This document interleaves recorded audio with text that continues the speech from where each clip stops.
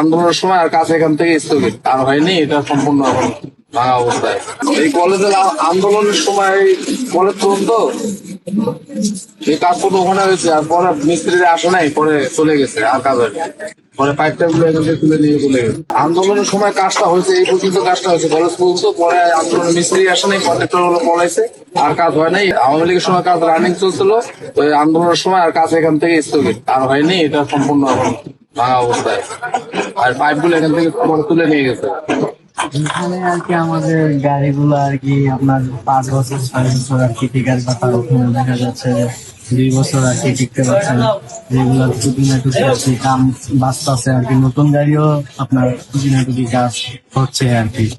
আর জনগণের তো মনে করেন ভোগান্তি আছে, মনে করেন এক্সট্রিম মশার কয়েল প্ল্যান্ট ফাইবার দিয়ে তৈরি, তাই সহজে ভাঙে না, সুগন্ধিযুক্ত ও নিরবিচ্ছিন্ন ভাবে জ্বলে। ডেঙ্গু, চিকুনগুনিয়া বাহি সহ যে কোনো মশার বিরুদ্ধে দেয় এক্সট্রিম সুরক্ষা। আপনার এই রাস্তা ভাঙার কারণে মনে করেন আসতে মনে করেন অসুবিধা হচ্ছে। তারপর আপনার এই গাড়িতে বসে মনে করেন কোনো যাতায়াতের কোনো শান্তি নাই। আর আপনার মনে করেন এতে মনে করেন আমাদের গাড়ির অনেক ক্ষয়ক্ষতি হচ্ছে।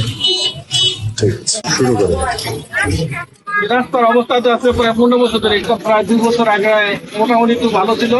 সিভিলাইজেশনের লোক ডেকোনিয়া মাঝে মাঝে কদর কদর ছিল, কাটছে যে রাস্তা ঠিক করবে, তারা মাপছেও, তারা কষ্ট মাপছে, দৈর্ঘ্য মাপছে, মাপার পরে যেটা একটু গর্ত গর্ত ছিল আমরা আরো বেশি করে কাটছে, কাটতে আরো মাইপে গেছে, রাস্তা ঠিক করবে। ঠিক করার পর আর কোনো ঠিকঠাক করে নাই, এইভাবে কাটটা গালা দিয়েছে।